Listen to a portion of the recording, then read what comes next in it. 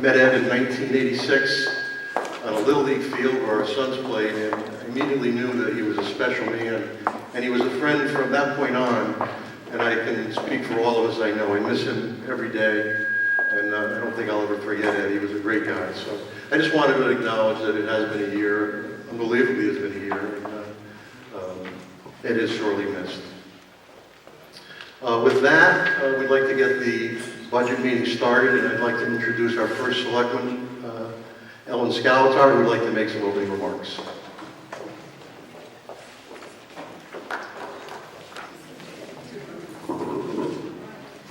Thank you, Matt, and good evening, everyone.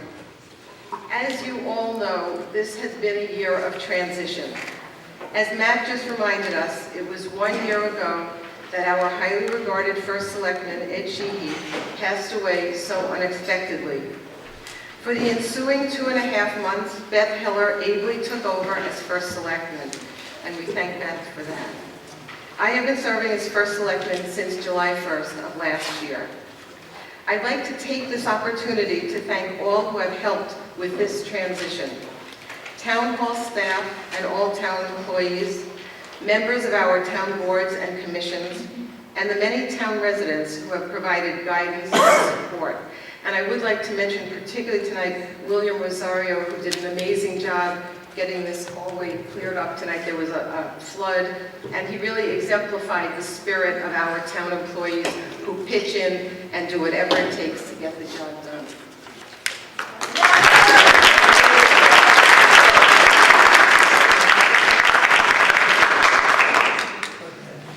As this is my first budget cycle as first selectman, I'd like to share with you some aspects of the budget process that I have found noteworthy and helpful. I will also set out the principles and values that in my view frame the development of our budget, and I will highlight some of this year's accomplishments and our goals for the year ahead.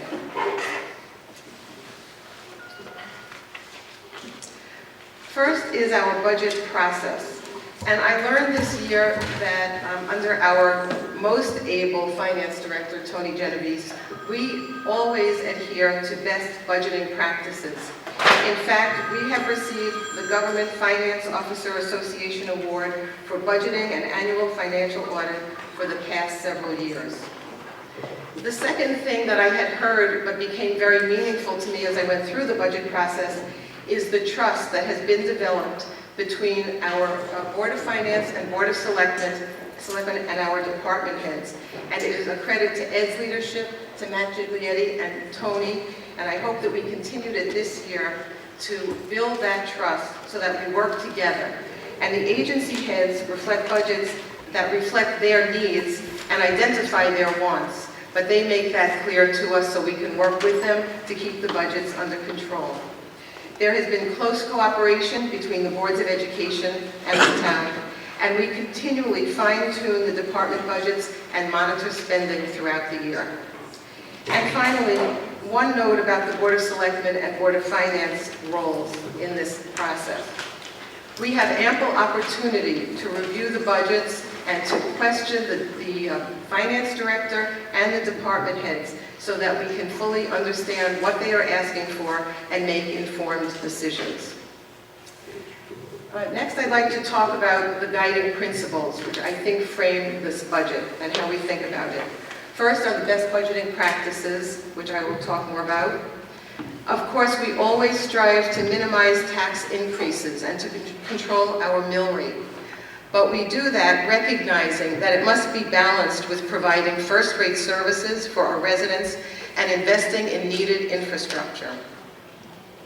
We are also focusing increasingly on implementing 21st century energy policies. We need to expand the use of clean and reliable technologies in our town.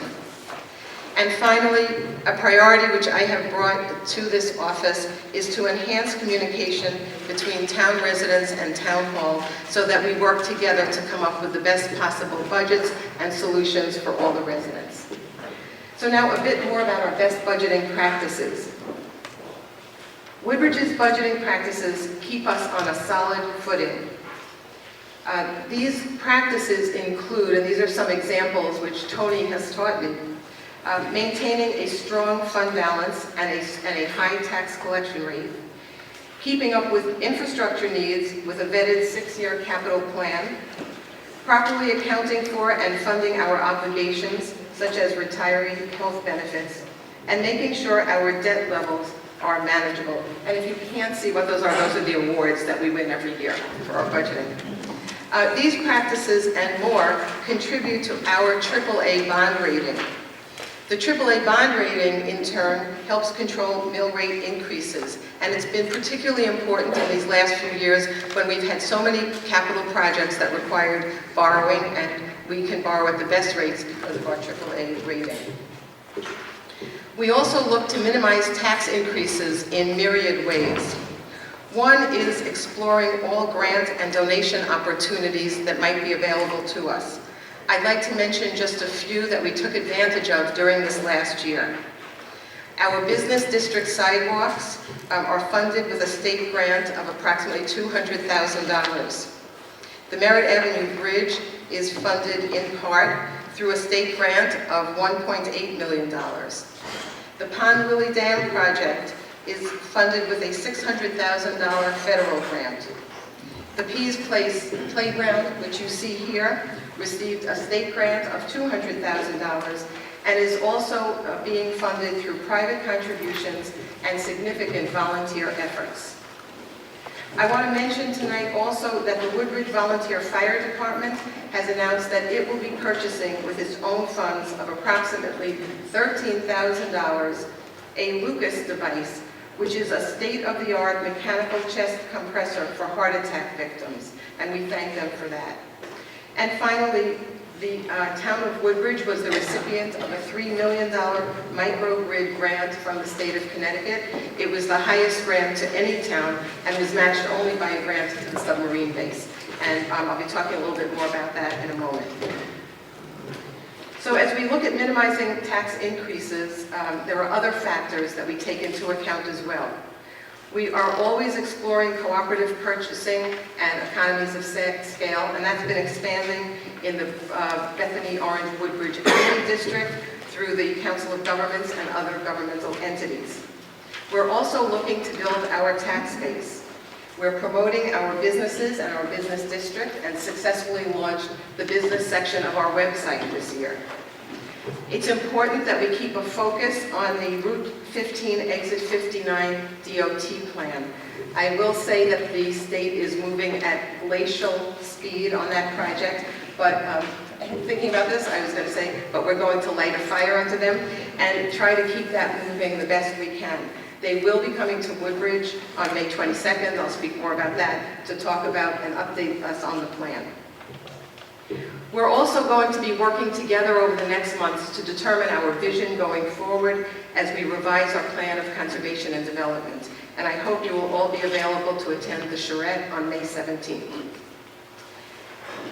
Looking at our budget and our tax increases, of course, brings our attention to finding a viable plan for the Country Club of Woodbridge. At this time last year, Billy Casper-Golf, the operator of the Country Club, still had positive revenue projections, but the actuals fell far short in the ensuing months. It was very beneficial to the town that I was able to renegotiate the contract with Billy Casper-Golf so that we've shifted the risk of loss from the town to Billy Casper as we explore the long-term possibilities and make decisions about the long-term use of the property. The Country Club of Woodbridge Commission is doing ongoing monitoring to assure maintenance of the property and keep up to date on financials. And we are developing a request for qualifications and for proposals on the long-range plan for the property.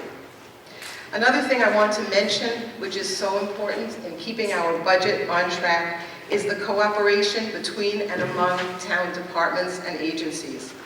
As an example, Beecher Road School will be under construction this summer, and Ezra Academy and Amity High School have both stepped up and will be hosting our summer programs at their facilities.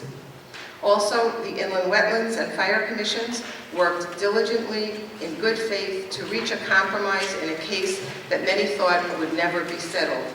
That saves the town from escalating attorney's fees and also discontinues the bad feelings between neighbors that were engendered by that. And I thank them both for their diligence in that regard. Now, of course, as we look at our mill rate, we want to be sure that we provide the first-rate services and the investment in infrastructure that residents of Woodbridge expect and enjoy. Number one on our list is education. That is the top priority for the residents in Woodbridge, and it is our top spending category in our budget. Beecher Road School and the Amity School System account for approximately 60% of our budget.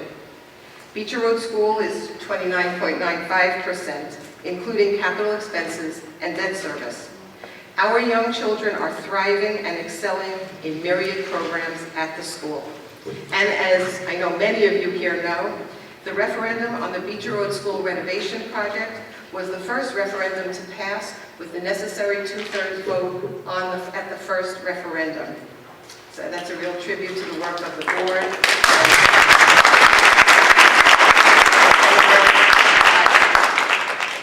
Amity School System also is just less than 30% of our operating budget, and our middle and high school children are thriving in academics, arts, and athletic programs. Other first-rate services that we enjoy in Woodbridge are our library. Our library director is with us tonight. Our library is a technology hub for town residents. We have wireless access, 2 ebook vendors, and the ability to download periodicals. There are over 10,400 registered patrons of the Woodbridge Library, and 7,000 of those are Woodbridge residents. We also have top-notch public safety and public works departments. It has been a pleasure for me over these months to receive thanks and compliments from town residents who feel safe and secure in this town, and whose roads are well maintained, and most impressive of all this year is that the roads were so well plowed that people were calling to thank us. So that's a real tribute to our public works. We have also arranged to keep open the Country Club of Woodbridge pool, which many residents enjoy. It will be opening this summer under the Recreation Commission. The Commission took quick and thoughtful action to help make this happen, and it's another example of town residents stepping in to work together to make things happen for the town. I rarely speak without mentioning our gem, Massaro Farm, and this year there will be closer ties between Massaro Farm and Town Hall. The First Selectman is now an ex officio member of the board of Massaro Farm. And already we have seen increased cooperation between the farm and the town, particularly with respect to Recreation Commission staffing for summer programs. In addition to services, we recognize the importance of keeping up with investments in infrastructure. This year we began and made excellent progress on construction of our Public Works garage.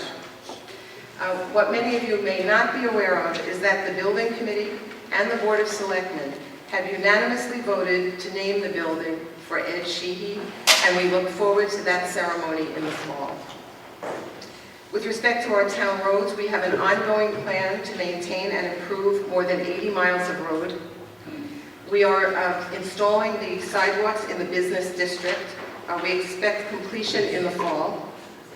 The Merritt Avenue Bridge, I think just about everyone has seen what's going on with the Merritt Avenue Bridge. The design was completed this year, and construction has commenced. And the Pond Lily Dam project, which was many, many years in the making, has begun. And this project is to relieve flooding in the West River area. And with the federal grant that I mentioned, that will be happening, and the removal of the dam will be underway this summer. Now we need to turn to 21st century energy policy, which is so important for all of us. We need to expand the use of green and reliable technologies, and we are well on our way to doing that. The $3 million microgrid grant will allow the installation of a microgrid connecting the town center buildings and Amity High School. This will provide reliable energy. We will not be reliant on the grid for these town center buildings. It will provide clean energy, most likely including a fuel cell, a gas turbine, and possibly solar energy, and it will provide for long-term negotiated rates. We are also looking at energy efficiency programs to help town residents in their homes. We're looking at the best options to make available, including the home energy audit program, financing for improvements, and solar programs. The Economic Development Commission and the Board of Selectmen have heard presentations about something called the CPACE program, and I anticipate at our May meeting we will be implementing that at the Board of Selectmen. The CPACE program will enable Woodbridge businesses and multifamily residences to access low-cost financing for clean, energy-efficient upgrades. With respect to communication between town residents and town hall, I have increased the number and notices of important informational meetings. With respect to the Country Club of Woodbridge long-term planning, we held 2 community conversations in this room. It was a new and very successful format, which I hope we can continue in the future for important informational discussions.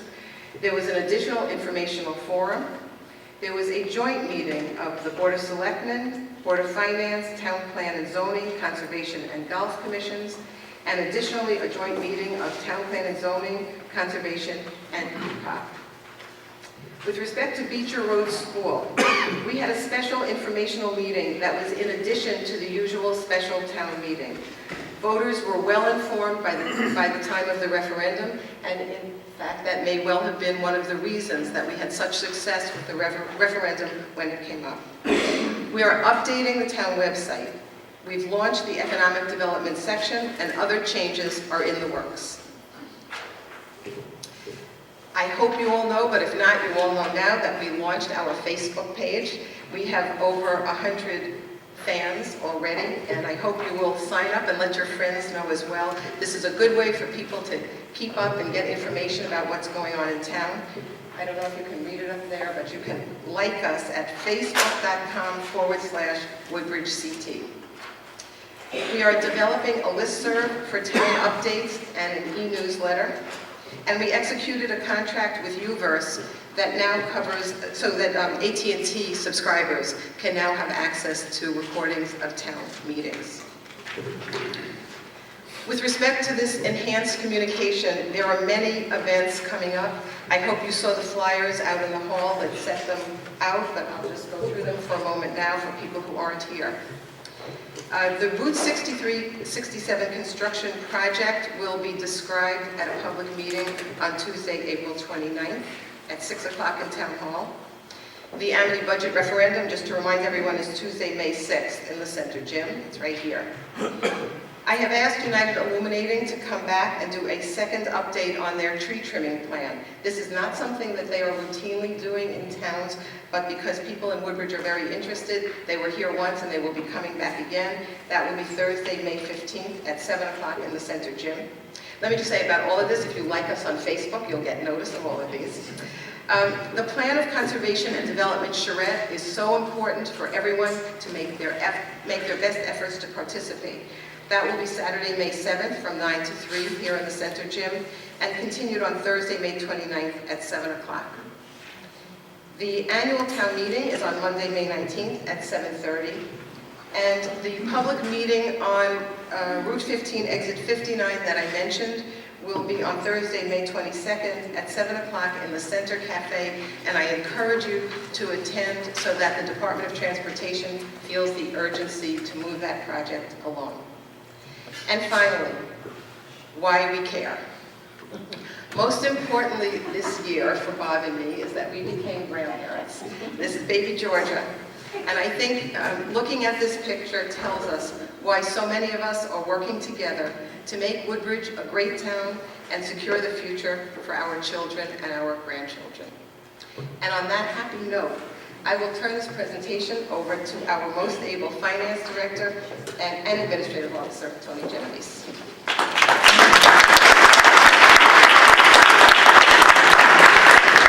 Thank you very much, Ellen.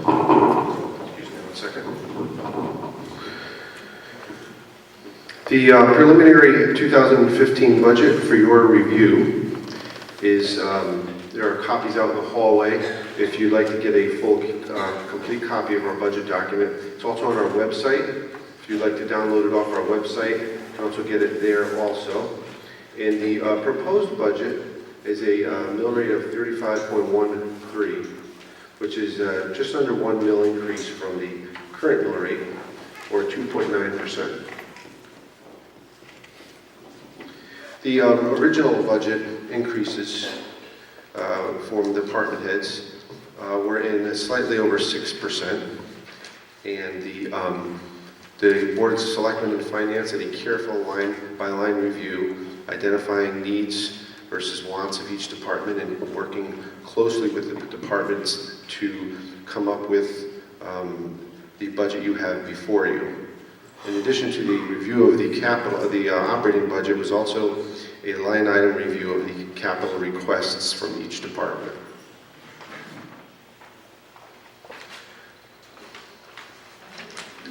Concerning revenues, I have there in front of you a pie chart of all of our revenues in our general fund. And you can see property taxes are primarily the main source of funding for the general fund for Woodbridge. A very distant second, you can see it up here, is intergovernmental revenues, which is basically town road aid, education cost sharing grant, and special education excess cost grant, and several pilot grants, just to name a few, that we receive from the state of Connecticut. The third is the department charges here, which are the charges that are generated from departments for services that they provide.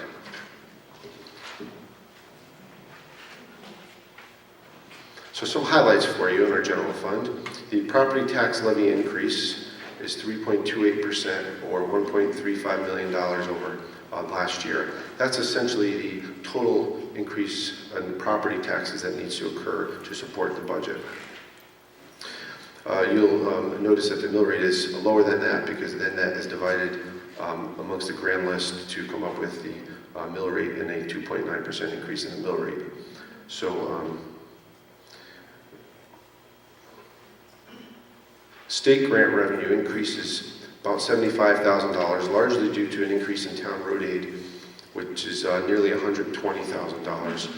We received some reductions in some pilot grants from the state, which is from either state-owned property pilot and some others that we receive. So there's some decreases in some of those grants, but the town road is nearly doubled for next year. We keep a close eye on Hartford and wait to see what happens in Hartford when the session ends in early May. And if there are any adjustments to the budget, we will then recommend those at the annual town meeting. The revenues also contain an addition of $160,000 in revenue to support operations for the country club pool, which was mentioned earlier. The Amity surplus funds totaling $118,000 from fiscal year 13 operations from Amity are proposed to be used to reduce taxes in a 2015 budget. The grand list increases a little over $4 million, or just about 0.34% over fiscal year 2014. Majority of that is in property, real estate property. And finally, the town contribution from fund balance remains as it did last year at $400,000.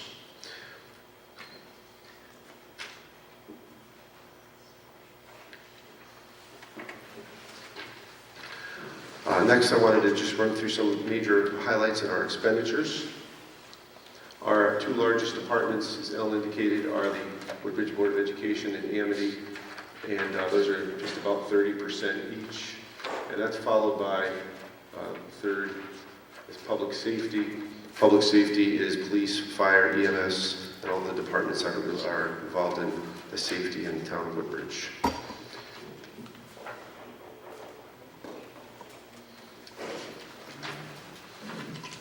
The Woodbridge Board of Education budget increases 1.78%, or $228,000 from fiscal year 2014. Salary account support cost of living increase to the town employees of 2.25% beginning October 1st, which results in a budget impact of 1.78% because the increase takes effect after the first quarter of the fiscal year. So while the increase is 2.25% for the salary, the budget impact is 1.78%. Debt service includes $83,000 for the first interest payment related to the Public Works Garage. Next year, the year after, will be our first principal payment for that project. The budget contains $127,000 for expenses related to operating the country club pool. If you remember earlier, there was a budget estimate for revenue for $160,000 for that operation. And finally, there's a contingency of $200,000 for unplanned or unanticipated expenditures. As most of you would probably imagine, that this year a good portion of that was spent on snow removal costs.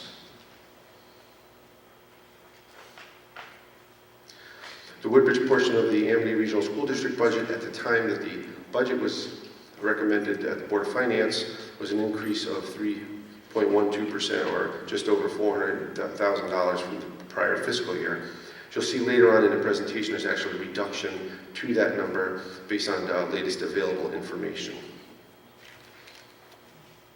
Plan and zoning contains $60,000 to complete the update of the town plan of conservation and development that was mentioned earlier.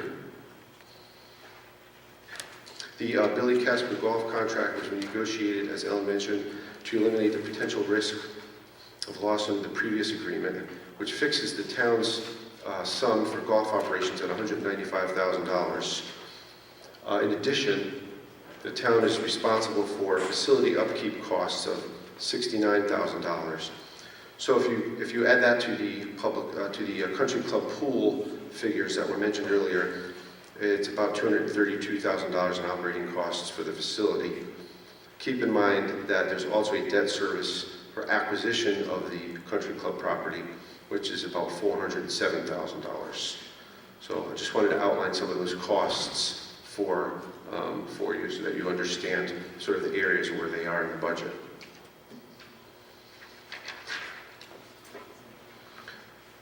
In addition to the operating budget, we also have a capital budget, which is reviewed by the departments, recommended by the departments and reviewed by the boards of selectmen and finance. There are two sections to that budget. The first is the pay-as-you-go section, which is essentially projects that are paid, that are capital in nature, that are paid with current tax dollars. And while the general fund is a year-by-year budget, and if the funds are not spent by the end of the fiscal year, they will return to fund balance. In a capital plan, you have several years to, in some cases, to spend the funds. Just some examples of pay-as-you-go capital projects would be road reconstruction of $720,000, Beecher Technology, $95,000, Public Works truck replacement, $178,000, and police vehicle replacements of $75,000. In addition to some pay-as-you-go projects or expenditures, there are also long-range planning projects, typically, which are borrowed for. And the two that are in our capital plan are open space and the police building upgrade. Since the Board of Finance met to recommend a budget to budget hearing, there have been some additional adjustments that have come up. First is a tip fee reduction of $23,000 for garbage hauling, which is due to reduced rates that we had been working on. Second is an Amity reduction of $146,000, which I mentioned earlier, which will help to reduce our budget. Thirdly is a Board of Education capital budget reduction of $50,000 to technology. So these possible reductions will drop the mill rate to 34.95, which is a 2.37% increase over the prior year of 33.14.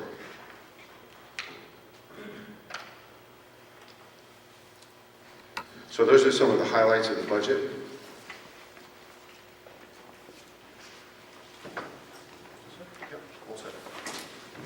Thank you.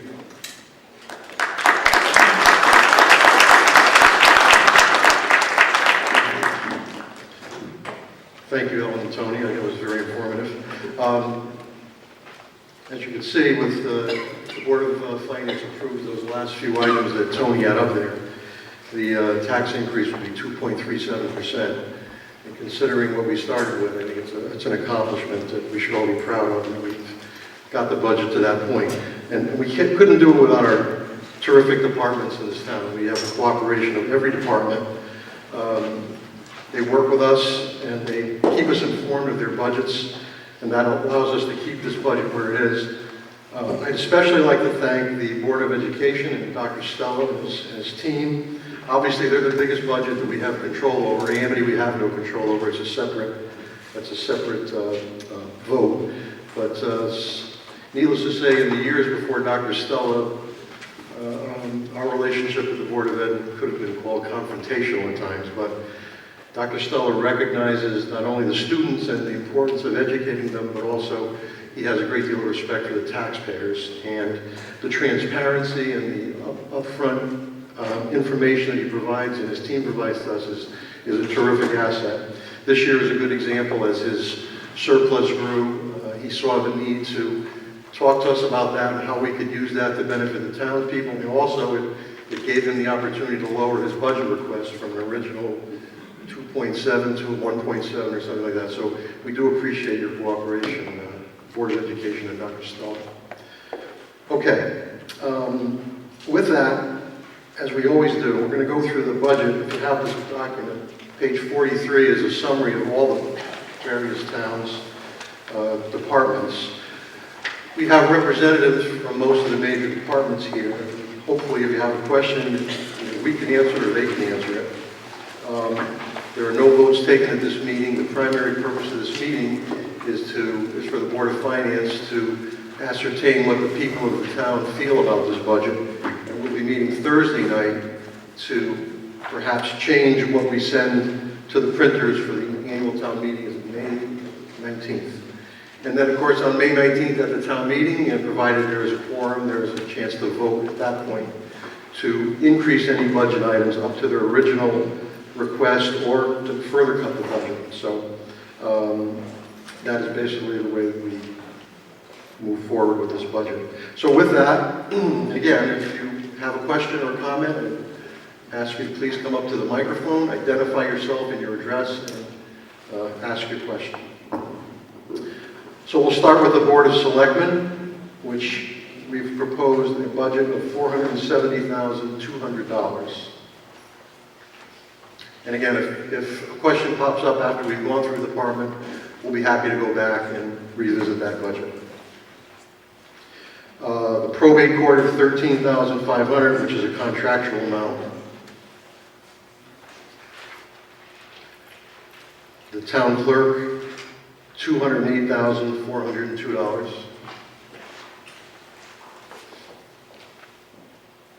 Registrar of voters, $57,866.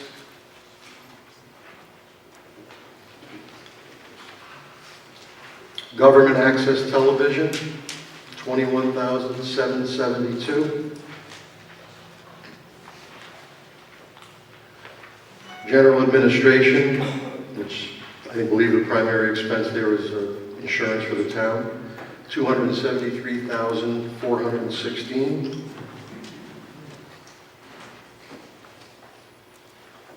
Information systems, $112,045. The finance department, $342,783.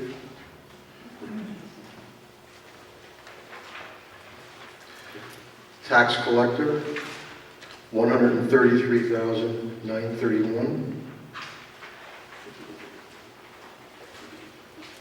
Tax assessor, $159,731. Board of Assessment Appeals, $5,200.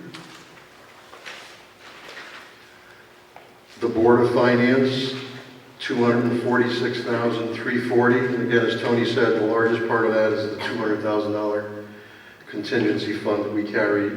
And again, as Tony said, the primary use this year was for snow removal.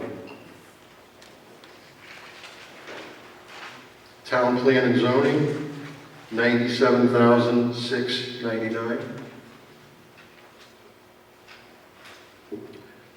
Zoning Board of Appeals, $7,010. The Center, $95,725.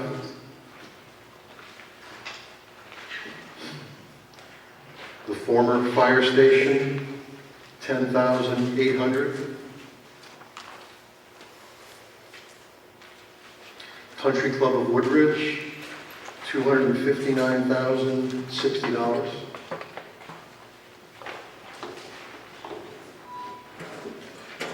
Police Department, $2,929,995.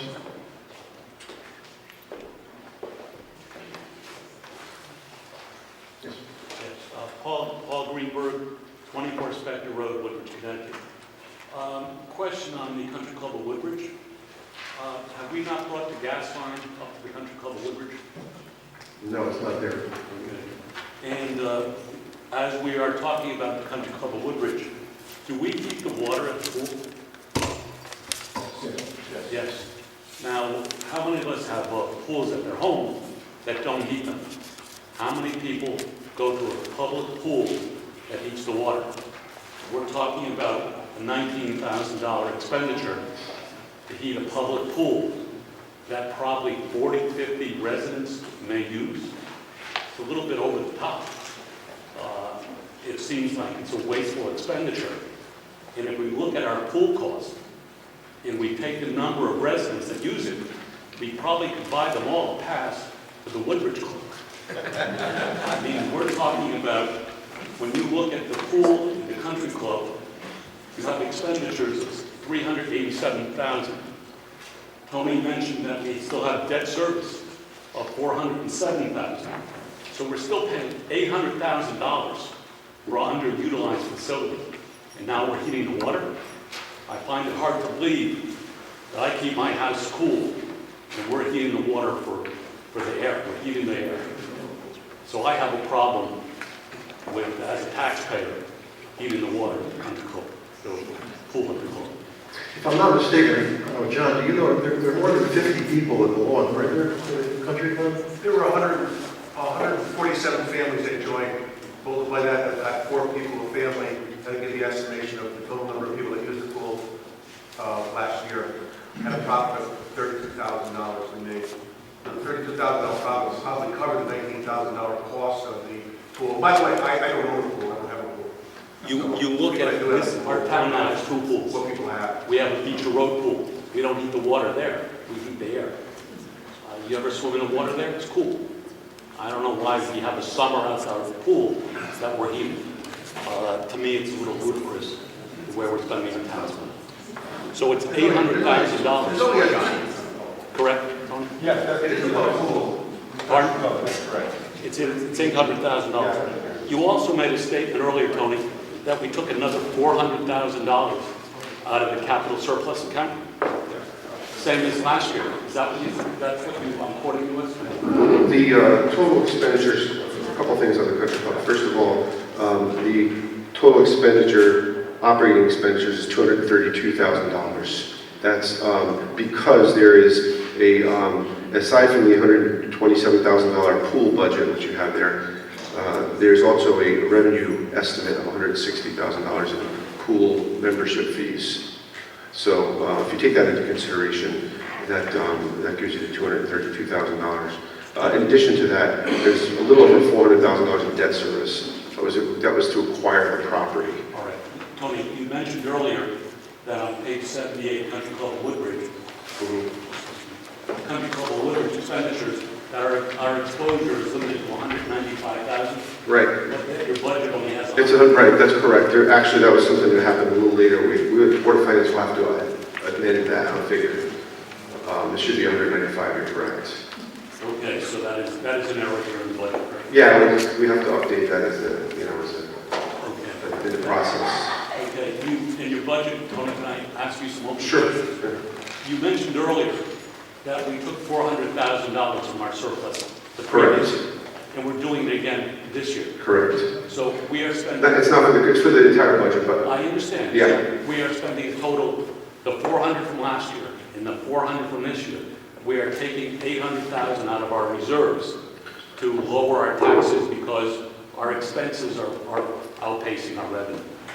so the use of the $400,000 is an appropriation that is a planned appropriation when you monitor your fund balance, and it's something that the When you board. say it's planned, it's only planned because you're planning to spend. Correct. Say- So the Board of Selectmen and Board of Finance make a conscious decision to offset tax increases by using some, as you say, savings. That's absolutely correct. Okay.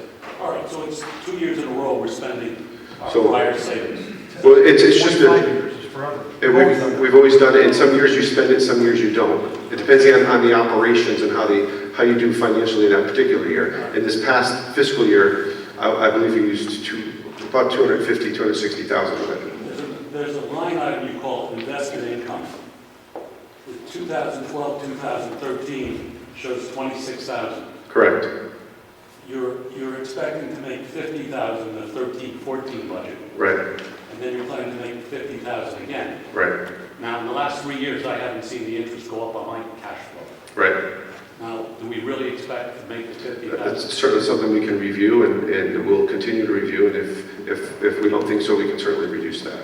For the 10 months ended, for the period ended March, February, are we anywhere near that pro rata share? We're probably, not quite, but we're maybe 40. We are. Yeah. Okay, thank you. I guess that's it. Thank you. Okay, you're welcome.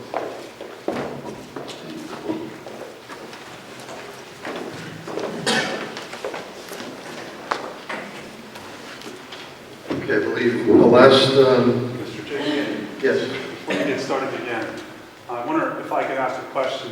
just identify yourself, please. Chris Dickerson, 6 Bethany Street. Question that's not related to the list of items that you're talking about, but something the first selectman mentioned about 15 minutes ago. The microgrid, is there any more information on that? You talked about a $3 million grant that we received, but do we know how much it's actually going to cost the town?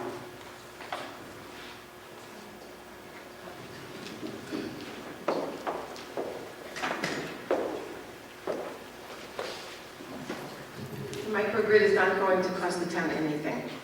So that it's going to get installed entirely in our town for $3 million? The transmission is $3 million. That will cover, that's what the grant will cover. The generation will be covered through a power purchase agreement. And the model that we'll be using, we have an attorney helping us with it, will be that there will be no cost to the town. So no cost to the town for construction or maintenance of this facility, of any of the operations of this facility? That's correct. Okay. And you mentioned that it's green energy. That's correct. Now, what kind of energy is it going to be? Right now, what's being contemplated is a fuel cell and a gas turbine and possibly solar. Thank you.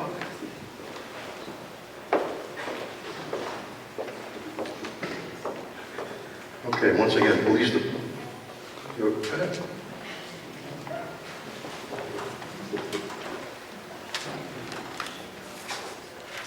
I don't know, it doesn't tap on it. There's probably a button you gotta push on. Yeah, I think there's a little slide button. Colonel Heller, did you take a look?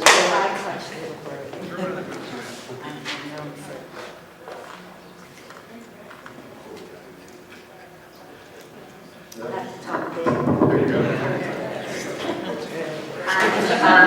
Cheryl with Brookwood Drive. I believe you mentioned, you just spoke about the police budget. And my question is, if I'm reading this correctly, there is budgeted an addition to the police force, 1 officer.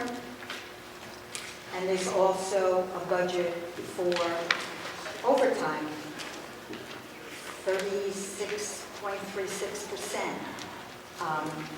If you're hiring, why would you need overtime as well? I believe at this point, one officer has been removed from the budget. But, Ray, you have anything like to mention? No, other than that, other than the one officer was, this reflects the less than the one officer we requested.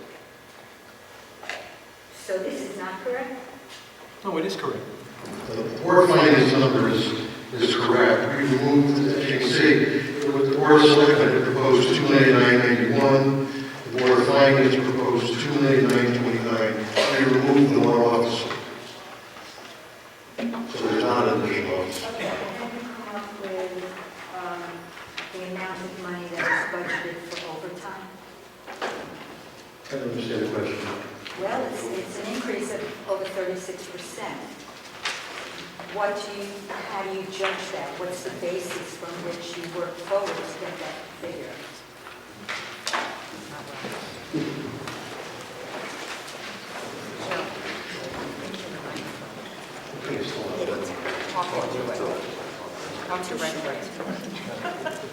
Ray Stewart, Deputy Chief of Police. It's not I propose to announce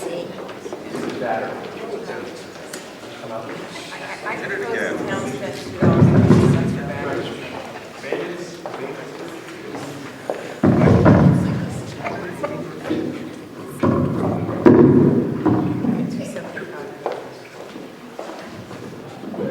Ray Stewart, Deputy Chief of Police. I believe the question was, how did we come up with the overtime allotment? Yes. Well,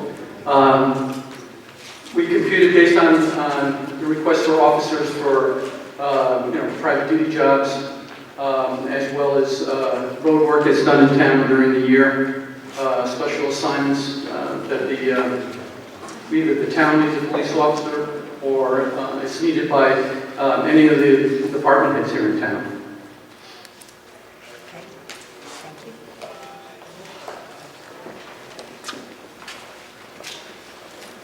Last question, if I might. Sure.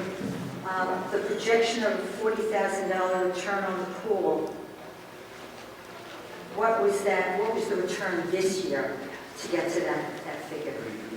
Well, we didn't really operate the pool as a separate entity this year. We were run by part of the country club operation. This was based on the budget submitted by the Recreation Commission. Last year, it was 32,000 of the golf club that ran the pool. The pool ran a positive $32,000. Okay, thank you. So that's the estimated Thank you amount. very much.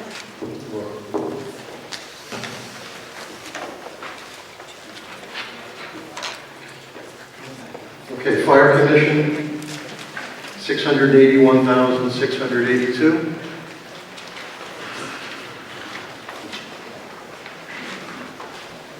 Medical Services, $292,701. Again, this is contractual with AMR. Animal Control, $123,158.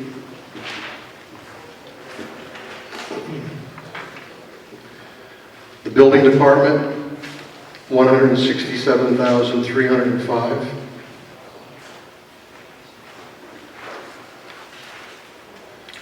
Public Works, $1,302,142.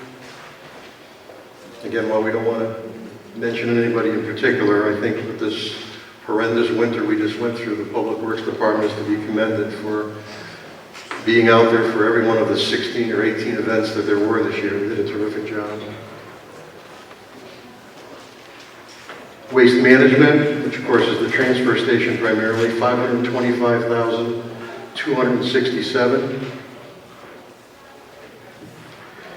Remediation, $5,500, which is the remaining testing we do on as a result of the gasoline spill behind Town Hall many years ago. Building Maintenance, $400,082. Human Services, $441,527. I'd be remiss in not saying this, you need to look, with many of these budgets, and Recreation always reminds me of that, You need to look at the revenue sides of our budget where it shows, for example, the fees that recreation collects on all its activities before you look at what they spend. But recreation is the primary example of that. Recreation, $543,683.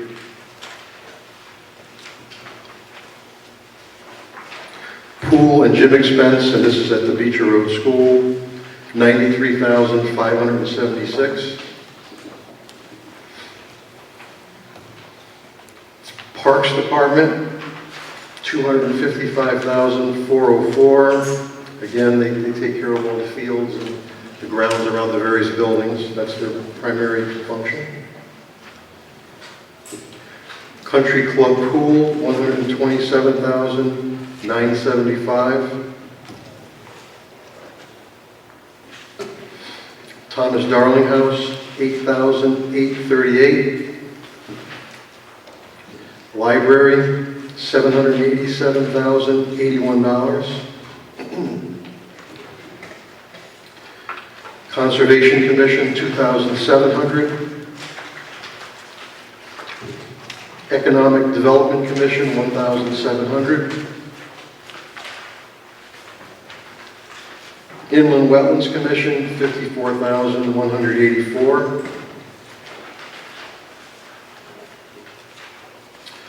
Employee fringe benefits, $3,982,348. Debt service, $2,472,705. Woodbridge Board of Education, $13,046,068. Yes, sir.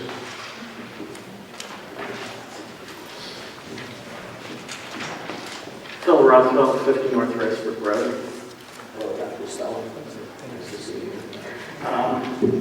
Some of the same type of questions I've been asking over the last few years, just to fully understand the numbers. It looks like the total budget is up 2.9%.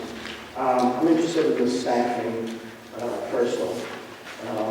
Has that remained the same? The number of administrators last year was 5, with certified, all of the certified positions was teachers, 70.5. Is that the same this year? Well, teachers? What we asked for. What do we have now? We were 70.5. 73.5. Three positions? Yep. What were they? I mean, I can tell you, we had to add a teacher to the kindergarten because we had 125 students enrolled this year. So we added a kindergarten teacher about 5-6 days before the school year started. And it was an influx of quite a number of families into the... Right, I remember the last year you said the numbers were higher Yeah. than anticipated. So the kindergarten or the other... The other 2 teachers will be classroom teachers. That's right. And that's because of the expanded population of new families coming in. And also our attempt to, the charge of the Board of Education to keep class sizes at reasonable So levels. they weren't necessarily specialists, it was just That's regular right, yeah. classroom. Yeah, because over the past 5 years, our population of students went up, going by memory, over about 125 to 130 students above projections. And then we had this influx of kindergarten students plus others, so we had to do some catching up. I think last year you mentioned we were 755.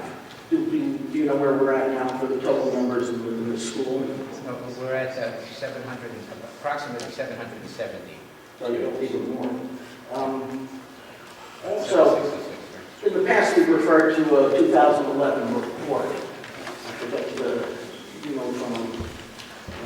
that was Peter Crowder, who had projected a decline in enrollment. That's sort of debunked now. It looks like we're going in the other direction. Yeah, the big variable, and he always said this too as a demographer, he said one thing we cannot predict is who's moving in and who's moving out. So it's the moving vans that have changed the projections. And Woodbridge, contrary to many other towns in the neighboring areas in Connecticut, is actually increasing in student population.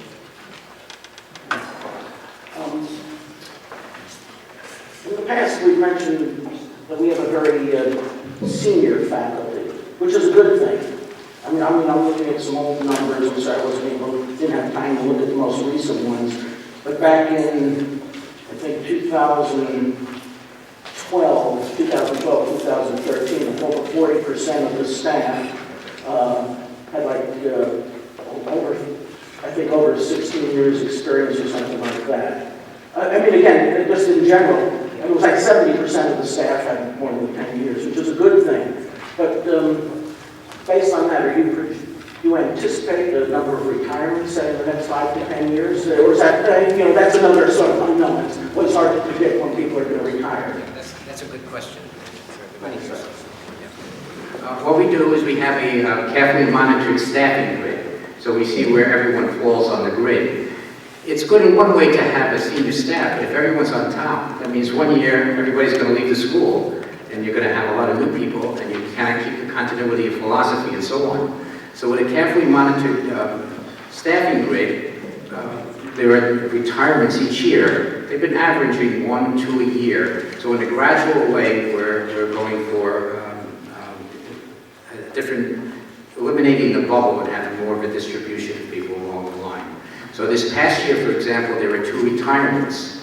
And when we wrote 1 into the budget, but we had 2. So we went right back to the town and said there were 2 retirements and we could give back more money with that, just as we did with insurance and just as we did with some other supplies.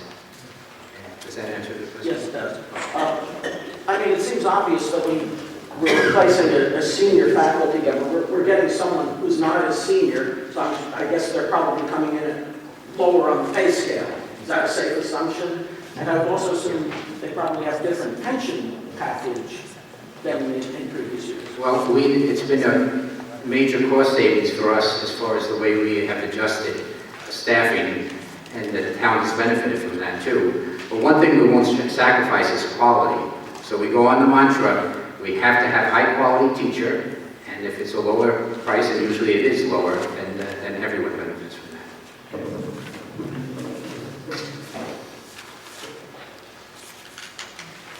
Thank you.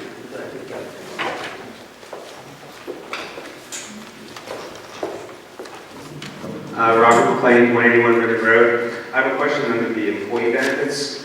Looking at the numbers on health insurance, as I'm a physician, I have an interest in that. The question I have is, obviously that's a big number, and I know that necessity needs to be. As we go forward over the next couple of years, the Affordable Care Act has rules in place about employers and what kind of insurance they offer.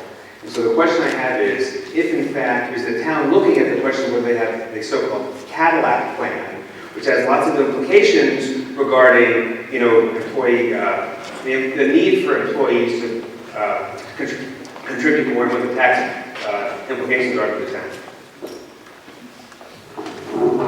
Actually, that's an excellent question, and yeah, we've been carefully monitoring that level and to make sure that we do not have an issue with the Cadillac plan of tax that's as a result. But we've taken a number of steps to try to help with that. So are the benefits changing to require more employee contribution? Yeah, we've done a number of things, including changing employee benefit levels, contribution levels, and various strategies to help them. I realize a lot of that's probably tied to different contracts. That's correct. So as new employees come in, are they clearly coming in carving out at a different level? That's correct. Okay.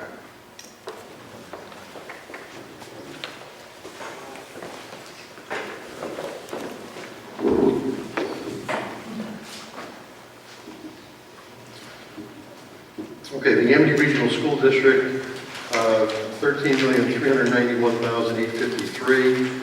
They will have a separate budget hearing, a separate referendum. The date of the somebody said May 6th.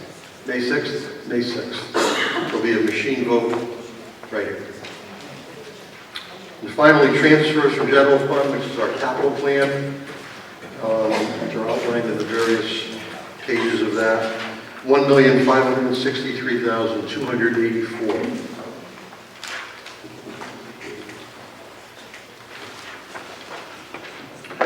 Okay, are there any other questions? Kathy Wick, Rimmon Road. I have a question based on figures on page 24 in the book. When I was looking at this, I was rather surprised to see that our fund balance, if the 2014 estimates hold true and the 2015 budget comes to pass the way it's projected here, the fund balance will drop. On July 1st, 2012, it was over $5 million, and it will be closing in on $4 million at the end of this 2015 budget year. And that's pretty important because I know the best practices target for the reserve ratio is around 10%, because we've always maintained about a 10% reserve ratio. But if you do the math, you see that this number gets us just under 9% reserve ratio. And then if a year from now, we're talking about appropriating another $400 from the fund balance, which we always do, I guess, we'll actually be under 8%. And getting to that level jeopardizes our bond rating, and I think it's quite dangerous. And so I think it's not the best practice to be borrowing $400,000 every year from the fund balance. In fact, it's actually, I think, the best practice to use one-time funds, like these reserve funds, for one-time expenses, not for the general operating costs. And that is the best practice in the industry.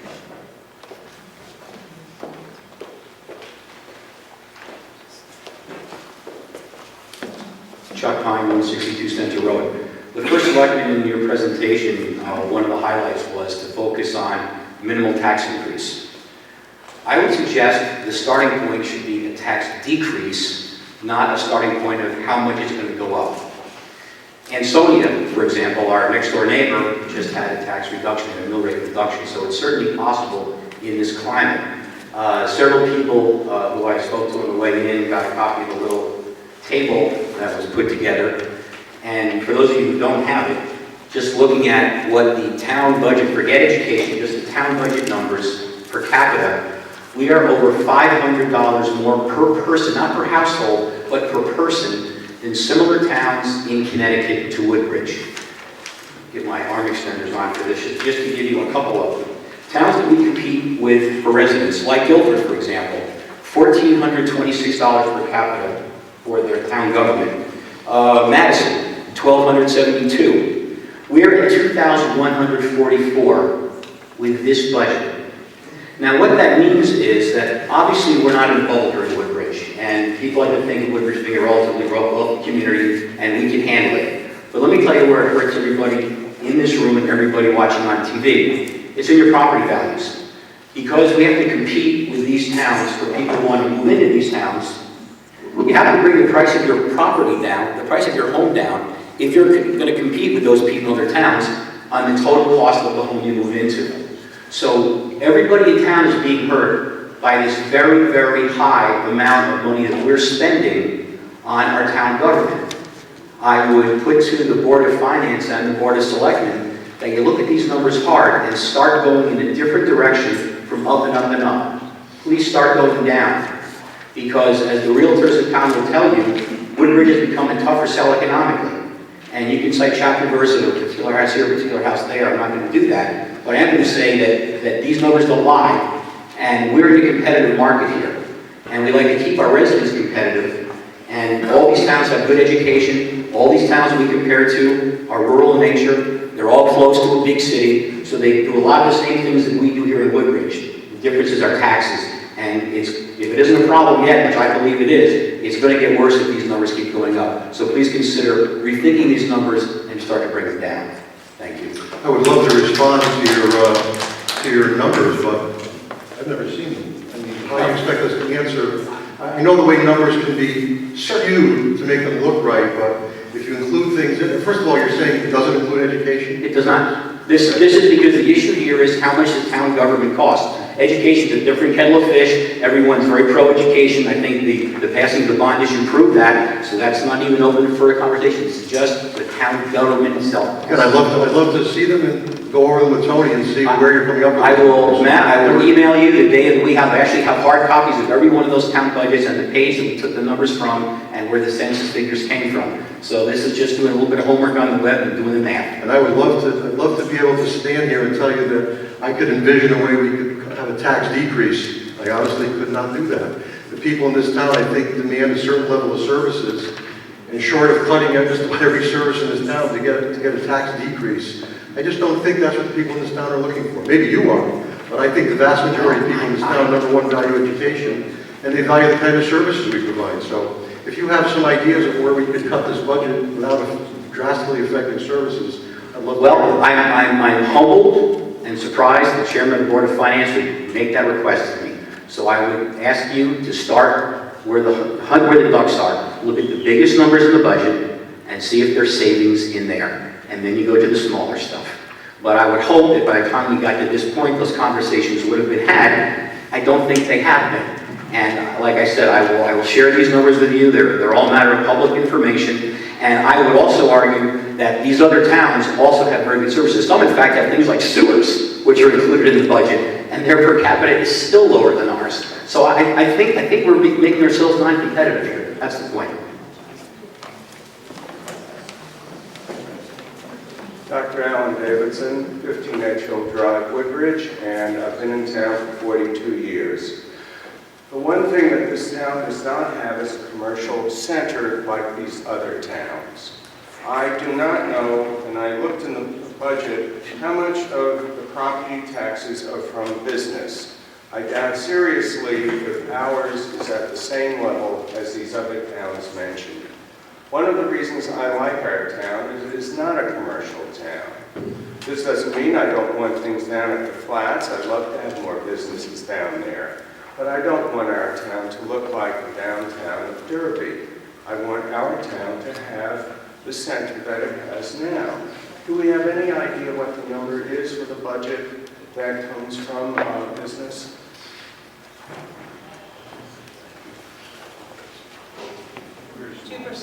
Obviously, it is there. 2%? 2%. 2%, that's our assessment. What's other towns? Do we have any idea, or is... Obviously, it is very small. All you have to do is drive around and see where the commercial base is. There's not much. We definitely rely on residential revenue, so.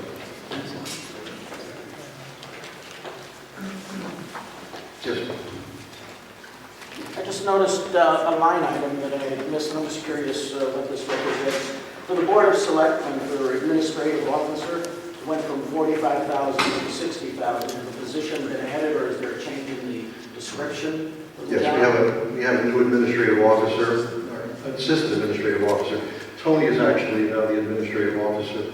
And we did hire an assistant administrative officer and an increase in the salary.